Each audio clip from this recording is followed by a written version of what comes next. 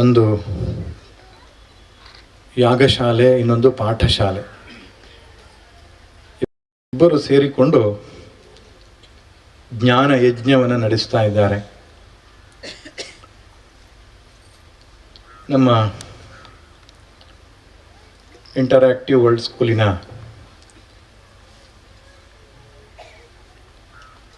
ಒಂದು ದೃಷ್ಟಿಕೋನ ಎಲ್ಲ ಶಾಲೆಗಳಂತೆ ಇರಬಾರದು ಅಂತ ನನ್ನ ಅಪೇಕ್ಷೆ. ಸ್ಕೂಲ್ ವಿತ್ ಎ ಡಿಫರೆನ್ಸ್ ಆಗಿರಬೇಕು. ಪ್ರಿಯ ವೀಕ್ಷಕರೇ, ಈ ವಿಡಿಯೋನ ನೋಡೋದಕ್ಕೂ ಮೊದಲು ನಮ್ಮ ಚಾನೆಲ್ ಅನ್ನ ಇನ್ನು ಸಬ್ಸ್ಕ್ರೈಬ್ ಮಾಡ್ಕೊಂಡಿಲ್ಲ ಆದರೆ ತಕ್ಷಣವೇ ಸಬ್ಸ್ಕ್ರೈಬ್ ಮಾಡ್ಕೊಳ್ಳಿ. ಹಾಗೆ ವಿಡಿಯೋ ಇಷ್ಟ ಆಗಿದ್ರೆ ಶೇರ್ ಮಾಡಿ. ಲೌಕಿಕ ವಿದ್ಯೆಯನ್ನು ಹೇಳಿಕೊಡ್ತಕ್ಕಂತಹ ಶಾಲೆಗಳು ತುಂಬ ಇವೆ. ನಮಗೆ ಬೇಕಾದದ್ದು ವ್ಯಕ್ತಿತ್ವ ನಿರ್ಮಾಣ ಮಾಡತಕ್ಕಂತಹ ಒಂದು ವಿದ್ಯಾಸಂಸ್ಥೆ. ವ್ಯಕ್ತಿತ್ವ ಅಂದಾಗ 4 ಆಯಾಮಗಳು ಬರುತ್ತೆ: physical, emotional, intellectual and spiritual ಅಂತ. ಭೌತಿಕ, ಭಾವನಾತ್ಮಕ, ಬೌದ್ಧಿಕ ಮತ್ತು ಆಧ್ಯಾತ್ಮಿಕ. ಈ 4 ಮಜಲುಗಳಲ್ಲಿ ವ್ಯಕ್ತಿ ಬೆಳೆದಾಗ ಅದು ನಿಜವಾದ ಶಿಕ್ಷಣ ಅಂತ ಹೇಳಿಕೊಳ್ಳುತ್ತದೆ.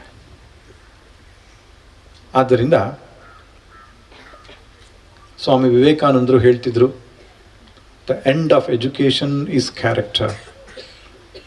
ವ್ಯಕ್ತಿತ್ವ ನಿರ್ಮಾಣವೇ ಶಿಕ್ಷಣದ ಅಂತಿಮ ಗುರಿಯಾಗಬೇಕು ಅಂತ. ಸ್ವಾಮಿ ಚಿನ್ಮಯಾನಂದರು ಒಂದು ಕಡೆಗೆ ಹೇಳ್ತಾರೆ, children are not vessels to be filled, they are the light to be lit. ಮಕ್ಕಳು ಹಚ್ಚುವ ಹಣತೆಗಳಾಗಬೇಕು, ತುಂಬುವ ಚೀಲಗಳಲ್ಲ ಅಂತ. ಇವತ್ತು ಶಿಕ್ಷಣದ ವ್ಯವಸ್ಥೆಯಲ್ಲಿ ನಾವು ನೋಡ್ತಾ ಇದ್ದೇವೆ, ಕಲಿಯುವುದೊಂದು, ಮಾಡೋದೊಂದು, ಉದ್ಯೋಗ ಇನ್ನೊಂದು, ಸಂಪಾದನೆಯ ಒಂದು ಮೂಲವಾಗಿ ಶಿಕ್ಷಣದ ವ್ಯವಸ್ಥೆ ನಿರ್ಮಾಣ ಆಗ್ತಾ ಇದೆ. ರ್ಯಾಂಕ್ ಬರಬೇಕು, ಯಾಕೆ ಅಂದರೆ ಒಳ್ಳೆಯ ಶಾಲೆಗೆ ಸೇರಬೇಕು. ಒಳ್ಳೆಯ ಶಾಲೆಗೆ ಯಾಕೆ ಸೇರಬೇಕು ಅಂದರೆ ಜಾಬ್ ಒಳ್ಳೇದು ಸಿಗಬೇಕು. ಒಳ್ಳೆ ಜಾಬ್ ಯಾಕೆ ಸಿಗಬೇಕು ಅಂದರೆ ದುಡ್ಡು ಸಂಪಾದನೆ ಚೆನ್ನಾಗಾಗಬೇಕು. ದುಡ್ಡು ಸಂಪಾದನೆ ಆದರೆ ಸುಖವಾದ ಬದುಕಾಗ್ತದೆ ಅಂತ. ಒಂದಕ್ಕೊಂದು ಸಂಬಂಧವೇ ಇಲ್ಲ. ಶಿಕ್ಷಣ ಜ್ಞಾನವನ್ನು ವರ್ಧಿಸಬೇಕು, ವ್ಯಕ್ತಿತ್ವವನ್ನು ನಿರ್ಮಾಣ ಮಾಡಬೇಕು. ಇಲ್ಲದಿದ್ದರೆ ಅದು ವಿದ್ಯಾಭ್ಯಾಸ ಆಗುತ್ತೆ ಹೊರತು ವಿದ್ಯಾಭ್ಯಾಸ ಆಗೋದಿಲ್ಲ. ಆದ್ದರಿಂದ ನಾನು ಅಪೇಕ್ಷಿಸೋದಿಷ್ಟೇ, ಎಲ್ಲ ಶಾಲೆಗಳಂತೆ ಇದೊಂದು ಶಾಲೆ ಆಗುವುದು ಬೇಡ. ಇಲ್ಲಿ ಸಂಸ್ಕೃತ ಇರಲಿ, ಚೆನ್ನಾಗಿ ಮಕ್ಕಳಿಗೆ ಸಂಸ್ಕೃತವನ್ನು ಹೇಳಿಕೊಡಿ, ಭಗವದ್ಗೀತೆಯನ್ನು ಹೇಳಿಕೊಡಿ, ಮತ್ತು ನಮ್ಮ ಪ್ರಾಚೀನ ಶ್ರೇಷ್ಠತೆಗಳು, ಶ್ರೇಷ್ಠ ವ್ಯಕ್ತಿಗಳು ಯಾರಾಗಿದ್ದಾರೆ ಅವರ ಬಗ್ಗೆ ಪರಿಚಯ ಮಾಡಿಕೊಡಿ. ಈಗ ಅರ್ಥಶಾಸ್ತ್ರ ಅಂದ ತಕ್ಷಣ ನಮ್ಮ ತಲೆಯಲ್ಲಿ ವಿದೇಶದ ಯಾವುದೋ ಒಂದು ವ್ಯಕ್ತಿ ಹೆಸರು ಬರ್ತದೆ. ಕೌಟಿಲ್ಯ ಇದ್ದಾನೆ, ನಾಟ್ಯಶಾಸ್ತ್ರಕ್ಕೆ ಭರತಮುನಿ ಇದ್ದಾನೆ, ಯೋಗಶಾಸ್ತ್ರಕ್ಕೆ ಪತಂಜಲಿ ಮಹರ್ಷಿಗಳಿದ್ದಾರೆ.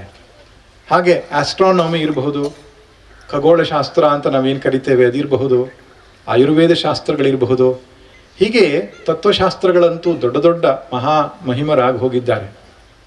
ಇವ್ರುಗಳ ಪರಿಚಯ ಮಕ್ಕಳಿಗೆ ಮಾಡಿಕೊಡ್ಬೇಕಾಗಿದೆ. ಸಂಸ್ಕೃತ, ಸಂಸ್ಕೃತಿ ಇದೆರಡೂ ಕೂಡ ಜೊತೆಗಿದ್ದು ಶಿಕ್ಷಣದ ವ್ಯವಸ್ಥೆ ಇರಲಿ ಅಂತ ಒಂದು ಸಣ್ಣ ಕಿವಿ ಮಾತನ್ನು ಹೇಳ್ತಾ, ನಿತ್ಯ ಜೀವನದಲ್ಲಿ ಅಧ್ಯಾತ್ಮ ಎನ್ನುವುದು ಇವತ್ತಿನ ವಿಷಯ. ನನಗೆ ಬಹಳ ಕಷ್ಟ ಕೊಟ್ಟಿದ್ದಾರೆ. ಯಾಕೆಂದರೆ ಗುರುಗಳ ಮುಂದೆ ಈ ವಿಷಯ ಮಾತನಾಡುವಷ್ಟು ತಿಳಿದವನಲ್ಲ ನಾನು.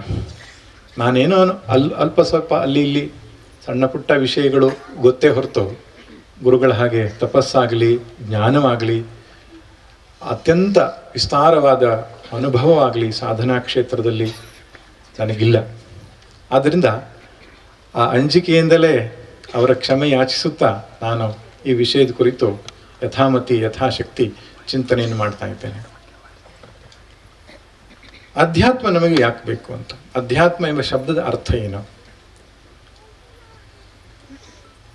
ಅಧಿ ಮತ್ತು ಆತ್ಮ ಈ 2 ಶಬ್ದ ಸೇರಿ ಅಧ್ಯಾತ್ಮ ಅಂತಾಗಿದೆ. ಅಧಿ ಅಂದರೆ ಸಂಬಂಧಿಸಿರುವುದು ಅಂತ ಅರ್ಥ. ಆತ್ಮನಿಗೆ ಸಂಬಂಧಿಸಿದ್ದು ಅಧ್ಯಾತ್ಮ ಅಂತ ಅರ್ಥ. ಆತ್ಮ ಎಂಬ ಶಬ್ದಕ್ಕೆ ಅರ್ಥ ನಾನು ಅಂತ. ನಾನುವಿಗೆ ಯಾವ ಯಾವುದು ಸಂಬಂಧಿಸಿದೆಯೋ ಅದೆಲ್ಲವೂ ಅಧ್ಯಾತ್ಮವೇ. ಆದರೆ ನಿಜವಾದ ಅಧ್ಯಾತ್ಮ ಯಾವುದು ಅಂತ ನಾವು ಕಂಡುಕೊಳ್ಬೇಕಾಗಿದೆ. ಈಗ ಶರೀರದ ಸಮಸ್ಯೆಗಳಿಗೆ, ಮಾನಸಿಕ ಸಮಸ್ಯೆಗಳಿಗೆ ಆಧ್ಯಾತ್ಮಿಕ ಪಾಪ ಮುಂತಾದ ಶಬ್ದ ಬಳಸ್ತೇವೆ. ಅಂದರೆ ಶರೀರಕ್ಕೂ ಆತ್ಮ ಎಂಬ ಶಬ್ದದ ಪ್ರಯೋಗ ಇದೆ, ಮನಸ್ಸು ಬುದ್ಧಿಯೂ ಇದೆ, ಜೀವಾತ್ಮನಿಗೂ ಇದೆ. ಇದಕ್ಕಿಂತ ಹೊರತಾಗಿ ಪ್ರತ್ಯಗಾತ್ಮ ಅಂತ ಒಂದಿದೆ. ಪ್ರತ್ಯಗಾತ್ಮನಿಗೂ ಆತ್ಮ ಶಬ್ದದ ಬಳಕೆ ಆಗಿದೆ. ಆದ್ದರಿಂದ ಅಧ್ಯಾತ್ಮ ಅಂದರೆ ನಿಜವಾಗಿಯೂ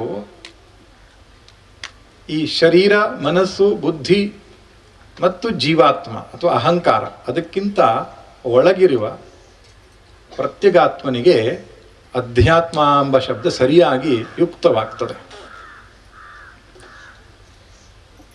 ಆದರೆ ಈ ತಪ್ಪಾದ ತಿಳುವಳಿಕೆ ನಮ್ಮನ್ನು ಸಮಸ್ಯೆಗೆ ನೂಕಿತ್ತು. ಅದಕ್ಕೆ ಅಧ್ಯಾಸ ಅಂತ ಹೇಳ್ತಾರೆ. ಶರೀರ, ಮನಸ್ಸು, ಬುದ್ಧಿಗಳಲ್ಲಿ ನಾನೆಂಬ ಭ್ರಾಂತಿ, ಇದಕ್ಕೆ ಅಧ್ಯಾಸ ಎಂಬುದಾಗಿ ಹೇಳ್ತಾರೆ. ಈ ಅಜ್ಞಾನವೇ ನಮ್ಮೆಲ್ಲ ಸಮಸ್ಯೆಗಳಿಗೆ ಕಾರಣ ಆಗಿದೆ. ಯಾವತನೂ ತನ್ನ ನಿಜವಾದ ಆತ್ಮದ ಪರಿಚಯವನ್ನು ಮಾಡಿಕೊಳ್ತಾನೋ ಅವನ ಎಲ್ಲ ಸಮಸ್ಯೆಗಳು ದೂರ ಆಗತ್ತೆ. ಭಿದ್ಯತೆ ಹೃದಯ ಗ್ರಂಥಿ ಛಿದ್ಯಂತೆ ಸರ್ವ ಸಂಶಯಾ ಕ್ಷೀಯಂತೆ ಚಾಸ್ಯ ಕರ್ಮಾಣಿ ತಸ್ಮಿನ್ ದೃಷ್ಟೇ ಪರಾವರೆ. ಅಧ್ಯಾತ್ಮದ ಪ್ರಯೋಜನ ಏನಪ್ಪ ಅಂದರೆ ಜೀವನದ ಎಲ್ಲ ಗೊಂದಲಗಳು, ಕಷ್ಟ, ತಾಪತ್ರಯ ಅಂತ ನಾವೇನು ಕರಿತೇವೆ, ಇದೆಲ್ಲದರಿಂದ ಬಿಡುಗಡೆಯಾಗಿ ಬದುಕು ಹಗುರ ಆಗ್ತದೆ. ಹಗುರವಾದ ಒಂದು ಬದುಕು, ಲಘುವಾದ ಒಂದು ಬದುಕು ಸಾಧ್ಯ ಆಗ್ತದೆ. ಇಂಗ್ಲೀಷ್ ಭಾಷೆಯಲ್ಲಿ ಹೇಳೋದಾದರೆ life becomes A friendly match. ಈಗ ಜೀವನ ಅನ್ನೋದು ಒಂದು ಗಂಭೀರವಾದ ಆಟ ಆಗಿದೆ, ಸೀರಿಯಸ್ ಗೇಮ್ ಆಗಿಬಿಟ್ಟಿದೆ. ಯಾರು ಸೋಲ್ತೇವೆ, ಯಾರು ಗೆಲ್ತೇವೆ, ಈ ಮುಂತಾದ ಸ್ಟ್ರೆಸ್ ಆ್ಯಂಡ್ ಸ್ಟ್ರೈನಿಂದ ಒಳಗೊಂಡಂತಹ ಜೀವನ ಶೈಲಿಯನ್ನು ನಡೆಸ್ತಾ ಇದ್ದೇವೆ. ಯಾರು ಅಧ್ಯಾತ್ಮದಲ್ಲಿ ನೆಲೆ ನಿಲ್ತಾರೋ ಅಂಥವರು ಮನಸ್ಸು ಅತ್ಯಂತ ತಿಳಿಯಾಗ್ತದೆ, ಸಹಜವಾಗಿ ಸಮಾಧಾನ, ಶಾಂತಿಯನ್ನು ಹೊಂದುತ್ತದೆ. ಈ ಜೀವನದ ಆಟವನ್ನು ಆಡ್ತಾ ಇದ್ದರೂ ತಲೆಯಲ್ಲಿ ಯಾವುದೇ ಭಾರ ಅಥವಾ ಗಂಭೀರತೆ ಅವನಿಗೆ ಅನಿಸೋದಿಲ್ಲ. ಆದ್ದರಿಂದ ಅಧ್ಯಾತ್ಮ ನಮಗೆ ಬೇಕು. ಅಧ್ಯಾತ್ಮ ಅಂದರೆ ನನ್ನ ನಿಜವಾದ ಪರಿಚಯ, ನನ್ನ ನಿಜವಾದ ಅಸ್ತಿತ್ವ. ಈಗ ನಮಗೆ ಏನು ತಿಳಿದಿದೆ, ನಾನು ಅಂತ ನಾವೇನು ತಿಳ್ಕೊಂಡಿದ್ದೇವೆ, ಅದು ನಿಜವಾದ ನಾನಲ್ಲ ಎಂಬುದಾಗಿ ಶಾಸ್ತ್ರ ಹೇಳುತ್ತೆ. ಸ್ಥೂಲ ಶರೀರವನ್ನು, ಸೂಕ್ಷ್ಮ ಶರೀರವನ್ನು, ಕಾರಣ ಶರೀರವನ್ನು ಅಭಿಮಾನ ಪಟ್ಟುಕೊಂಡು ನಾನು ಅಂತ ಹೇಳ್ತಾ ಇದ್ದೇವೆ. ಶಾಸ್ತ್ರದಲ್ಲಿ ಶರೀರತ್ರಯ ಅಥವಾ ಪಂಚಕೋಶ ಅಂತ ಹೇಳ್ತಾರೆ. ಈ ಪಂಚಕೋಶದಲ್ಲಿ ಅಭಿಮಾನವನ್ನು ಪಟ್ಟುಕೊಂಡು ನಾನು ಅಂತ ನಾವೇನು ಹೇಳ್ತಿದ್ದೇವೆ, ಅದು ನಿಜವಾದ ನನ್ನ ಪರಿಚಯ ಅಲ್ಲ. ಹಾಗಾದರೆ ಯಾರು ನಾನು?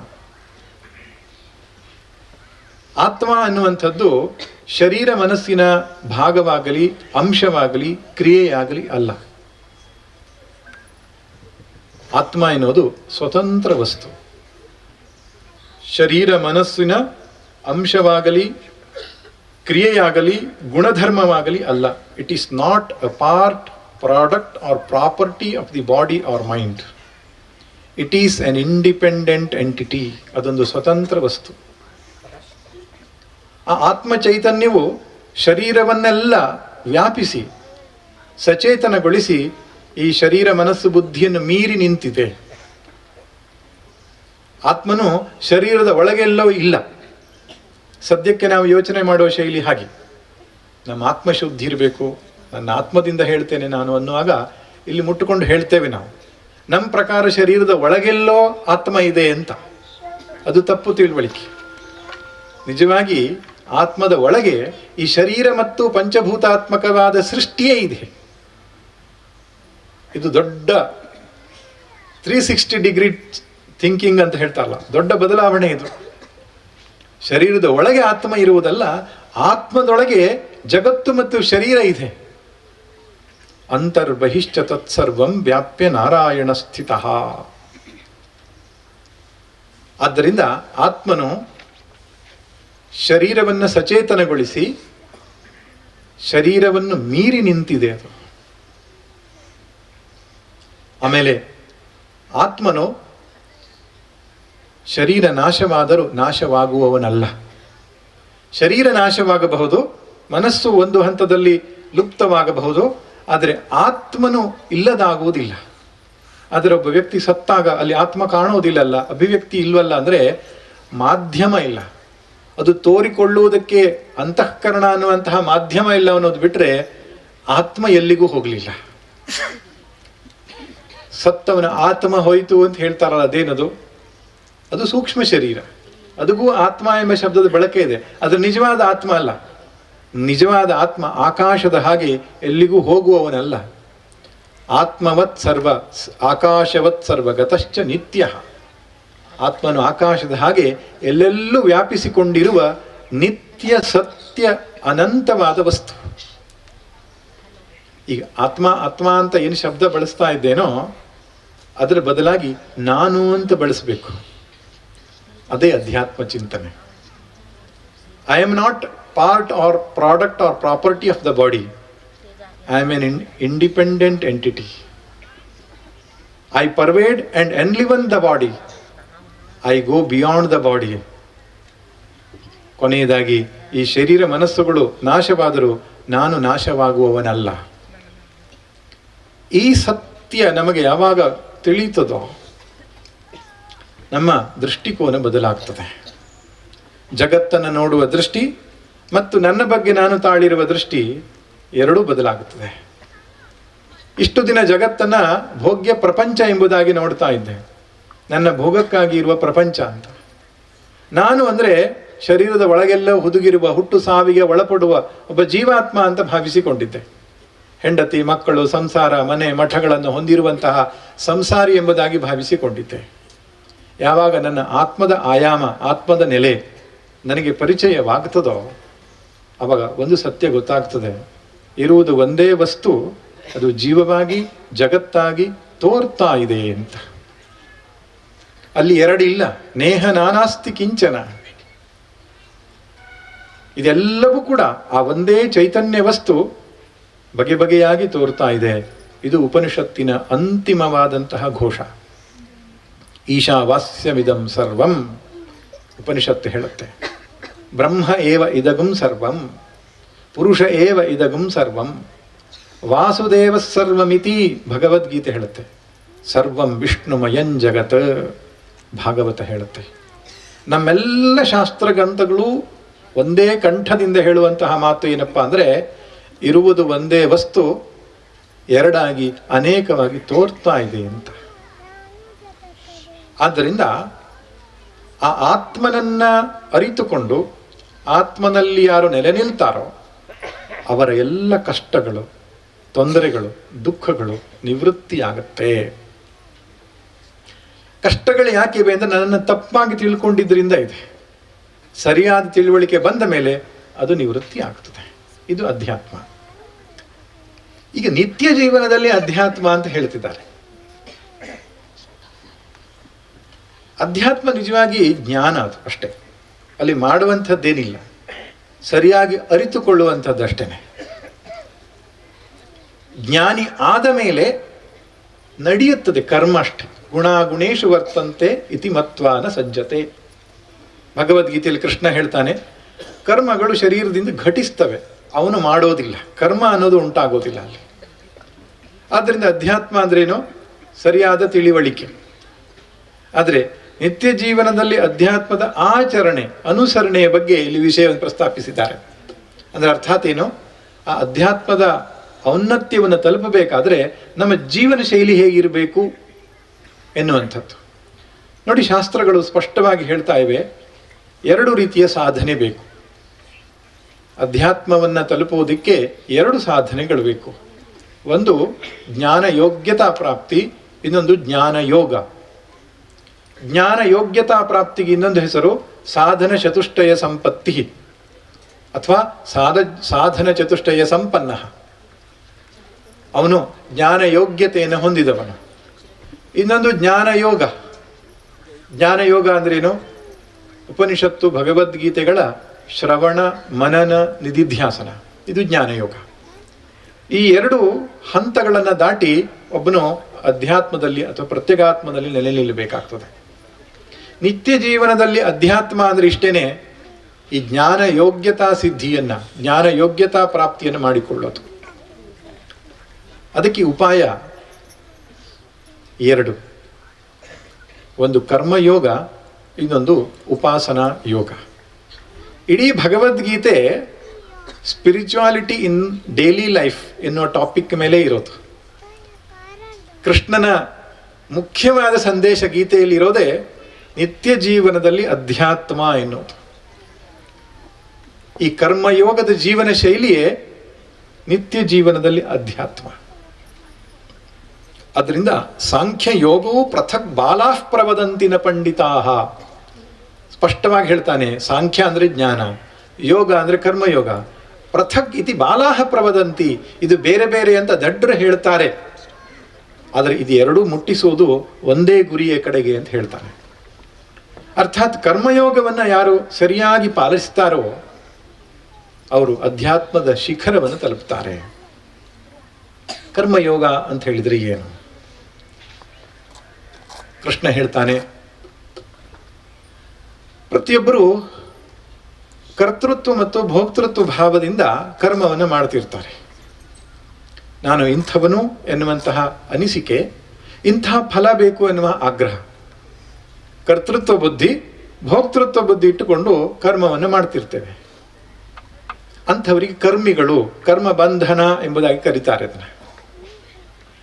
ಆ ಕರ್ತೃತ್ವ ಭಾವವನ್ನು ಈಶ್ವರಾರ್ಪಣ ಬುದ್ಧಿಯಿಂದ ರಿಪ್ಲೇಸ್ ಮಾಡಬೇಕು, ಭೋಕ್ತೃತ್ವ ಭಾವವನ್ನು ಪ್ರಸಾದ ಬುದ್ಧಿಯಿಂದ ರಿಪ್ಲೇಸ್ ಮಾಡಬೇಕು. ನಾನು ಮಾಡುವವನು ಎನ್ನುವ ಭಾವವನ್ನು ತೆಗೆದು ಈಶ್ವರ ನನ್ನಿಂದ ಮಾಡಿಸ್ತಾ ಇದ್ದಾನೆ, ನಾನು ಅವನ ಕೈಯಲ್ಲಿರುವ ಉಪಕರಣ, I am N instrument in his hand. ಆವಾಗ ಅಹಂಕಾರ, ಕರ್ತೃತ್ವ ಭಾವ ನಿವೃತ್ತಿ ಆಗ್ತದೆ. ಇನ್ನೊಂದಿದೆ ಸಮಸ್ಯೆ, ಇಂಥದ್ದೇ ಫಲ ಬೇಕು ಅನ್ನುವ ಭೋಕ್ತೃತ್ವ ಭಾವ. ಅದರ ನಿವೃತ್ತಿಗಾಗಿ ಪ್ರಸಾದ ಬುದ್ಧಿಯನ್ನು ಹೇಳ್ತಾನೆ. ಪ್ರಸಾದ ಬುದ್ಧಿ ಅಂದ್ರೇನು? ನಾನು ಕರ್ತವ್ಯ ಕರ್ಮವನ್ನು ನಿರ್ವಹಿಸಿದ ಮೇಲೆ, ಈಶ್ವರಾರ್ಪಣ ಬುದ್ಧಿಯಿಂದ ಕರ್ಮವನ್ನು ಮಾಡಿದ ಮೇಲೆ ಅದು ಏನು ಬರ್ತದೋ ಭಗವಂತನ ಪ್ರಸಾದ ಅಂತ ಸ್ವೀಕರಿಸೋದು. ದೇವಸ್ಥಾನಕ್ಕೆ ಹೋಗಿ ದೇವರಿಗೆ ಪೂಜೆ ಮಾಡಿದ ಮೇಲೆ ಪೂಜಾರಿಗಳು ಏನು ಪ್ರಸಾದವನ್ನು ಕೊಡ್ತಾರೋ ಅದರ ಬಗ್ಗೆ ನಮ್ಮ ಆಕ್ಷೇಪ ಇಲ್ಲ. ಕಹಿ ಕಷಾಯವದೆಂದು ಕಾರಚೂರ್ಣಮದೆಂದು ಸಿಹಿಯ ಲೇಖ್ಯಮದೆಂದು ನಿನಗೆ ಹಿತಬಹುದು. ವಿಹಿತಗೈವನು ವೈದ್ಯ ನೀನಲ್ಲ ರೋಗಿಣೀಂ ಗ್ರಹಿಸು ವಿಧಿಯ ಔಷಧವ ಮಂಕುತಿಮ್ಮ. ಆಸ್ಪತ್ರೆಗೆ ನಾವು ಹೋದಾಗ ನಮಗೆ ರೋಗ ಇದೆ ಅಂತ ಡಾಕ್ಟರ್ ಹತ್ರ ಹೇಳ್ತಾರೆ. ಆಯುರ್ವೇದದ ವೈದ್ಯರಾದರೆ ಕಹಿ ಕಷಾಯವೋ ಸಿಹಿಯಾದ ಲೇಖ್ಯವೋ ಅಥವಾ ಚೂರ್ಣವೋ ಏನೋ ಒಂದು ಕೊಡ್ತಾರೆ, ಖಾರವಾದ ಚೂರ್ಣವೋ ಏನೋ ಕೊಡ್ತಾರೆ. ನಾವು ವೈದ್ಯರ ಹತ್ರ ಇಲ್ಲ, ನನಗೆ ಖಾರ ಚೂರ್ಣ ಬೇಡ, ಕಹಿಯಾದ ಪದಾರ್ಥ ಬೇಡ, ಸಿಹಿಯಾದ ಲೇಖ್ಯ ಮಾತ್ರ ಕೊಡಿ ಅಂತ ಹೇಳಿದ್ರೆ ಏನು ಹೇಳ್ತಾರೆ ಅವನು? ನೀನಲ್ಲಪ್ಪ ವೈದ್ಯ, ನಾನು.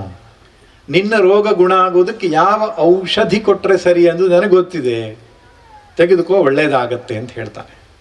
ಹಾಗೆ ದೇವರು ಕೂಡ ನಮ್ಮ ಜೀವನದಲ್ಲಿ ಯಾವ ಪರಿಸ್ಥಿತಿಯನ್ನು ನಿರ್ಮಾಣ ಮಾಡಿದರೆ ಇವನ ಆಧ್ಯಾತ್ಮಿಕ ಪ್ರಗತಿ ಆಗಲಿಕ್ಕೆ ಸಾಧ್ಯ, ಅಂತಹ ಒಂದು ಪ್ರಸಾದವನ್ನು ನಮಗೆ ಕೊಡ್ತಾನೆ. ಆದ್ದರಿಂದ ದೇವರು ಜೀವನದಲ್ಲಿ ಏನು ಕೊಡ್ತಾನೋ ಅದನ್ನು ಸಂತೋಷವಾಗಿ ಸ್ವೀಕರಿಸುವುದು ಎಕ್ಸೆಪ್ಟೆನ್ಸ್ ಅಂತ ಹೇಳ್ತಾರೆ. ಮಾನ ಅಪಮಾನ, ಲಾಭ ನಷ್ಟ, ಜಯ ಅಪಜಯ, ಹೀಗೆ ದ್ವಂದ್ವಾತ್ಮಕವಾದದ್ದು ಏನೇನೋ ಬರ್ತಾ ಇರ್ತದೆ. ಅದೆಲ್ಲವನ್ನ ಭಗವಂತನ ಪ್ರಸಾದ ಎಂಬುದಾಗಿ ಶಿರವಾಗಿ ಸ್ವೀಕರಿಸುವ ಬುದ್ಧಿ, ಇದಕ್ಕೆ ಪ್ರಸಾದ ಬುದ್ಧಿ ಅಂತ ಹೇಳ್ತಾರೆ. ಕರ್ಮ ಮಾಡುವಾಗ ಇದು ಈಶ್ವರನ ಆರಾಧನೆ ಅಂತ ಮಾಡಬೇಕು. ಆತ್ಮ ಆತ್ಮಂ ಗಿರಿಜಾಮತಿ ಸಹಚರಾಹ ಪ್ರಾಣಾ ಶರೀರಂಗ್ರಹಂ ಪೂಜಾತೆ ವಿಷಯೋಪಭೋಗ ರಚನಾ ನಿದ್ರಾ ಸಮಾಧಿ ಸ್ಥಿತಿ ಸಂಚಾರ ಪದಯೋ ಪ್ರದಕ್ಷಿಣ ವಿಧಿ ಸ್ತೋತ್ರಾಣಿ ಸರ್ವಾಗಿರಃ ಯದ್ಯದ್ ಕರ್ಮ ಕರೋಮಿ ತತ್ತದಖಿಲಂ ಶಂಭೋ ತವಾರಾಧನಂ. ಶಂಕರ ಭಗವತ್ಪಾದರು ಶಿವಮಾನಸ ಪೂಜೆಯಲ್ಲಿ ಬರೆದಂಥ ಶ್ಲೋಕ. ನಡೆಯುವುದು ಭಗವಂತನ ಪ್ರದಕ್ಷಿಣೆ, ಮಾತನಾಡುವುದು ಭಗವಂತನ ಸ್ತೋತ್ರ, ಮಲಗಿ ನಿದ್ರಿಸುವುದು ಸಮಾಧಿ. ಯದ್ಯದ್ ಕರ್ಮ ಕರೋಮಿ ತತ್ತದಖಿಲಂ, ಮಾಡುವ ಕರ್ಮವೆಲ್ಲವೂ ಭಗವಂತನ ಆರಾಧನೆಯಾಗತ್ತೆ. ನೆನಪಿರಲಿ, ಇದು ವೈದಿಕ ಹಿಂದೂ ಸನಾತನ ಧರ್ಮ.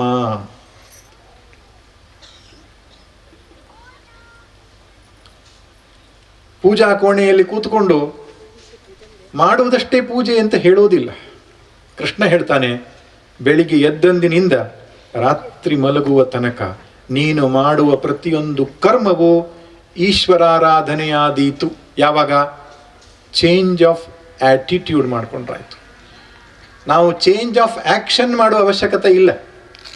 ಅದೇ ಸ್ನಾನ, ಅದೇ ಊಟ, ಅದೇ ತಿಂಡಿ, ಅದೇ ಕೃಷಿ ಕೆಲಸ ಅಥವಾ ಉದ್ಯೋಗ, ಅದೇ ವ್ಯವಹಾರ, ಕೆಲಸ ಅದೇ. ಆದರೆ ಭಾವನೆಯ ಬದಲಾವಣೆ ಆಗಬೇಕು ಅಷ್ಟೇ. ಭಾವನೆ ಬದಲಾವಣೆ ಅಂದ್ರೇನು? ಇದು ಕರ್ಮವಲ್ಲ, ಇದು ಈಶ್ವರ ಆರಾಧನೆ. ನೋಡಿ, ವೈದಿಕ ಸನಾತನ ಧರ್ಮ ಎಷ್ಟು ಶ್ರೇಷ್ಠ. ಊಟ ಮಾಡುವುದು ಒಂದು ಯಜ್ಞ, ಸ್ನಾನ ಮಾಡುವುದು ಒಂದು ಯಜ್ಞ, ಮಲಗಿ ನಿದ್ರಿಸುವುದು ಒಂದು ಯಜ್ಞ, ಬೆಳಿಗ್ಗೆ ಏಳುವುದು ಒಂದು ಯಜ್ಞ, ಕೃಷಿ ಕೆಲಸವೂ ಒಂದು ಯಜ್ಞ, ಎಲ್ಲವೂ ಒಂದು ಯಜ್ಞ. ನಾವೀಗ ಮಾತನಾಡ್ತಿರುವುದು ಜ್ಞಾನ ಯಜ್ಞ. ಯಜ್ಞ ಅಂದ್ರೇನು? ಆಧ್ಯಾತ್ಮಿಕ ಸಾಧನೆ. ಇಂತಹ ಚಿಂತನೆ ಬೇರೆ ಯಾವುದಾದ್ರೂ ಪಂಥದಲ್ಲಿ ನೀವು ನೋಡ್ಲಿಕ್ಕೆ ಸಾಧ್ಯವ? ಆದರೆ ಮಾಡುವ ಹಾಗೆ ಮಾಡಬೇಕು, ಬೇಕಾಬಿಟ್ಟಿ ಮಾಡಿದರೆ ಅಲ್ಲ. ಊಟ ಮಾಡುವುದಕ್ಕೊಂದು ವಿಧಿಯನ್ನು ಕೊಟ್ಟಿದ್ದಾರೆ. ಪ್ರೋಕ್ಷಣೆಯನ್ನು ಮಾಡಿ, ಪರಿಶೇಚನೆಯನ್ನು ಮಾಡಿ, ಆ ಅನ್ನದಲ್ಲಿ ಬ್ರಹ್ಮಭಾವವನ್ನು, ಪರಮಾತ್ಮ ಭಾವವನ್ನು ತಾಳಿ ಹೊಟ್ಟೆಯಲ್ಲಿರ್ತಕ್ಕಂತಹ ವೈಶ್ವಾನರ ಅಗ್ನಿಗೆ ಒಂದೊಂದು ತುತ್ತು ಆಹುತಿಯಾಗಲಿ ಎಂಬ ಭಾವವನ್ನು ಹೊಂದರೆ ಅದೊಂದು ಯಜ್ಞವಾಗ್ತದೆ. ಊಟದ ವಿಧಿ ಅಂತ ಕೊಟ್ಟಿದ್ದಾರೆ. ಹಾಗೆ ಮನೆಗೆ ಒಬ್ಬ ಅತಿಥಿ ಬಂದಾಗ ಅವನಿಗೆ ಬಡಿಸುವಂಥದ್ದು ಅದೊಂದು ಯಜ್ಞ. ವೈಶ್ವದೇವ, ಭೂತಬಲಿ, ವೈಶ್ವದೇವ ಮುಂತಾದ ಶಬ್ದಗಳಿಂದ ಮನುಷ್ಯ ಯಜ್ಞ, ಭೂತಯಜ್ಞ ಮುಂತಾದ ಶಬ್ದಗಳಿಂದ ಕರೀತಾರೆ. ಮರಕ್ಕೆ ನೀರು ಹಾಕುವುದು ಒಂದು ಯಜ್ಞ, ಗೋಗಿ ಗ್ರಾಸವನ್ನು ಕೊಡುವುದು, ಪ್ರಾಣಿಗಳಿಗೆ ಅನ್ನ ಹಾಕುವುದು ಒಂದು ಯಜ್ಞ. ಅಂದರೆ ದಿನದ ಪ್ರತಿಯೊಂದು ಕರ್ಮವು ಒಂದು ಆಧ್ಯಾತ್ಮಿಕ ಸಾಧನೆ ಆಗ್ಲಿಕ್ಕೆ ಸಾಧ್ಯ. ಇಷ್ಟೇ ನನ್ನ ಮುಂದಿರುವಂಥವನು ಪರಮಾತ್ಮ. ಬ್ರಹ್ಮಾರ್ಪಣಂ ಬ್ರಹ್ಮಹವಿ ಬ್ರಹ್ಮಾಗ್ನೋ ಬ್ರಹ್ಮಣಾಹುತಂ. ಪ್ರತಿಯೊಂದು ಬ್ರಹ್ಮಭಾವದಿಂದ ನಾವು ಕಾಣಬೇಕು ಅಷ್ಟೇ.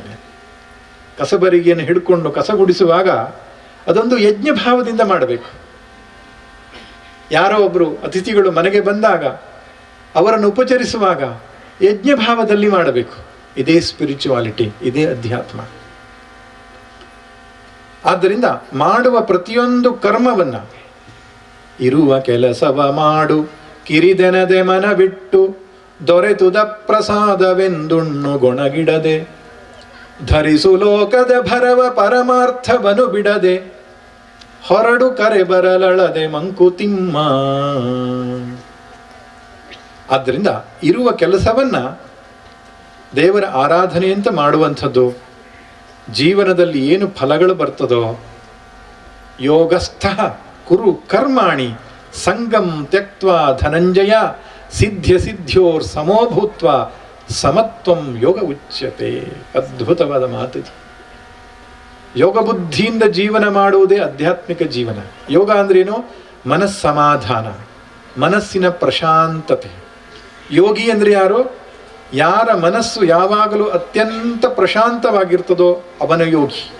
ಶಮಾರ್ಥಂ ಸರ್ವಶಾಸ್ತ್ರಾಣಿ ವಿಹಿತಾನಿ ಮನೀಷಿಭಿಃ ಸ ಏವ ಸರ್ವಶಾಸ್ತ್ರಜ್ಞಃ ಯಸ್ಯ ಶಾಂತಂ ಮನಸ್ಸದಾ. ಸಕಲ ಶಾಸ್ತ್ರಗಳ ಉಪದೇಶ ಈ ಮನಸ್ಸಿನ ಸಮಾಧಾನಕ್ಕಾಗಿ.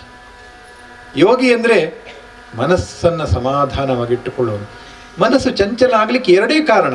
ಒಂದು ಅಹಂಕಾರ, ಫಲಾಸಕ್ತಿ. ಇಂಥದ್ದೇ ಫಲ ಬೇಕು ಅನ್ನುವ ಆಗ್ರಹ ಬುದ್ಧಿ. ಇವ್ರು ಹೀಗಿರಬೇಕು, ಹೀಗಿರಬಾರ್ದು, ಪರಿಸ್ಥಿತಿ ಹೀಗಿರಬೇಕು. ಮಳೆಗಾಲ ಬಂದಾಗ ಎಷ್ಟು ಮಳೆ ಎಂದಾರೋ, ಬಂತಲ್ಲ ಬೇಸಿಗೆ ಕೆಟ್ಟ ಬಿಸಿಲೆಂದಾರೋ, ಎಲ್ಲದರ ಬಗ್ಗೆ ಕಂಪ್ಲೇಂಟ್ ನಮ್ಮದು ಅಲ್ಲ. ಎಲ್ಲವೂ ಈಶ್ವರನ ಅನುಗ್ರಹ.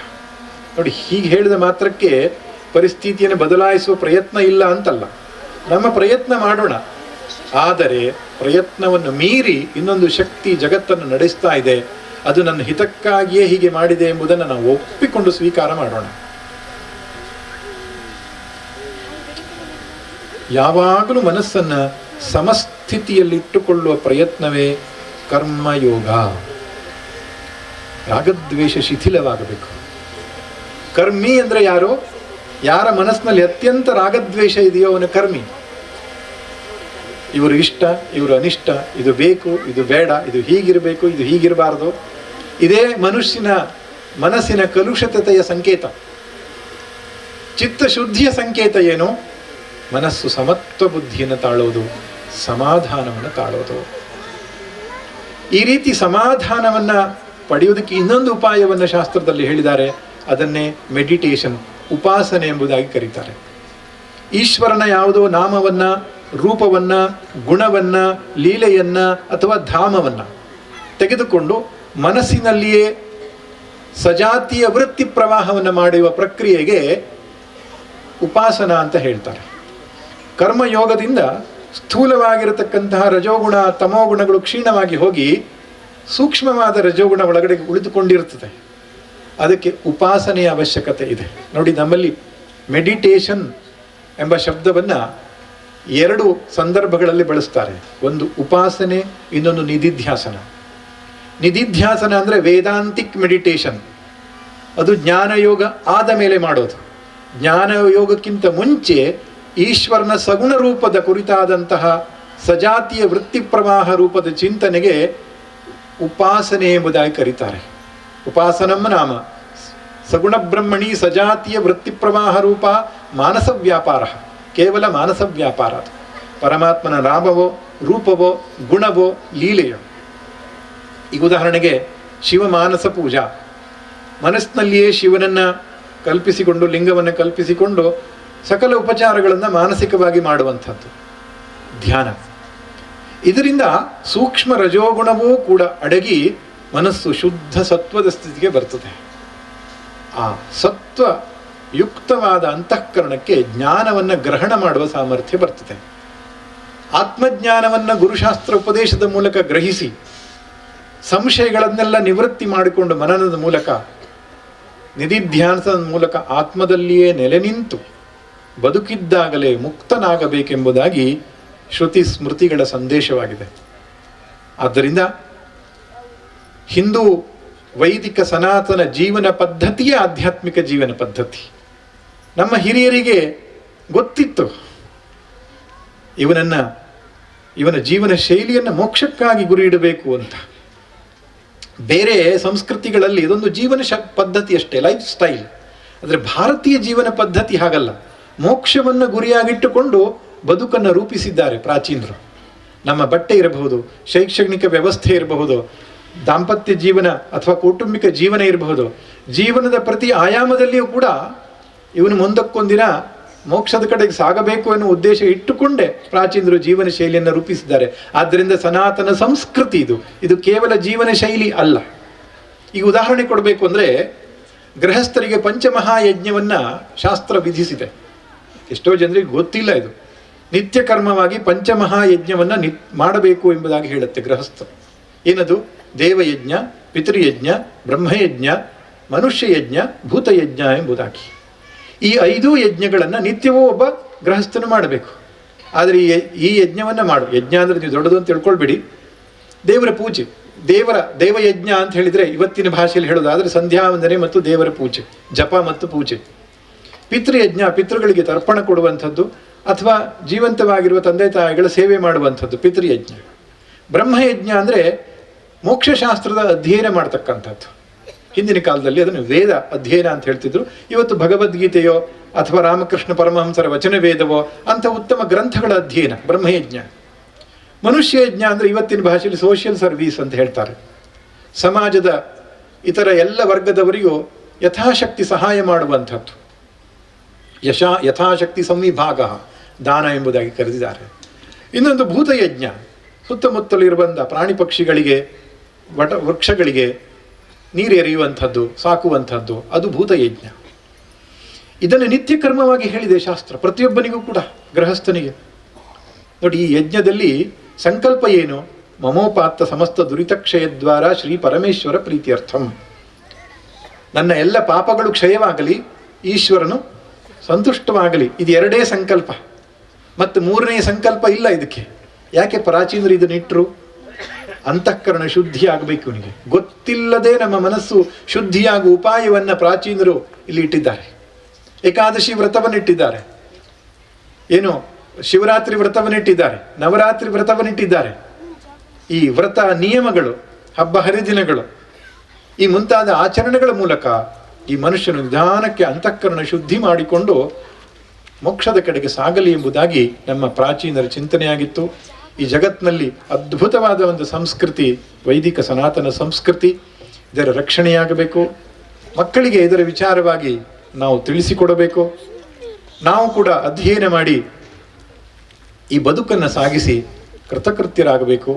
ಹಾಗೆ ಹರಿಗುರುಗಳ ಅನುಗ್ರಹ ಎಲ್ಲರ ಮೇಲೆ ಇರಲಿ ಅಂತ ಪ್ರಾರ್ಥನೆ ಮಾಡಿ ನನ್ನ ಮಾತನ್ನು ಮುಗಿಸ್ತೇನೆ. ಸರ್ವೇ ಭವಂತು ಸುಖಿನಃ, ಸರ್ವೇ ಸಂತು ನಿರಾಮಯಾಃ, ಸರ್ವೇ ಭದ್ರಾಣಿ ಪಶ್ಯಂತು, ಮಾ ಕಶ್ಚಿತ್ ದುಃಖ ಭಾಗ್ ಭವೇತ್. ಓಂ ಶಾಂತಿ ಶಾಂತಿ ಶಾಂತಿ. ವೀಕ್ಷಕ ಮಹಾಪ್ರಭುಗಳೇ, ನಮ್ಮ ಚಾನಲ್ ಅನ್ನು ಸಬ್ಸ್ಕ್ರೈಬ್ ಮಾಡಿ, ಶೇರ್ ಮಾಡಿ, ಪ್ರೋತ್ಸಾಹಿಸಿ.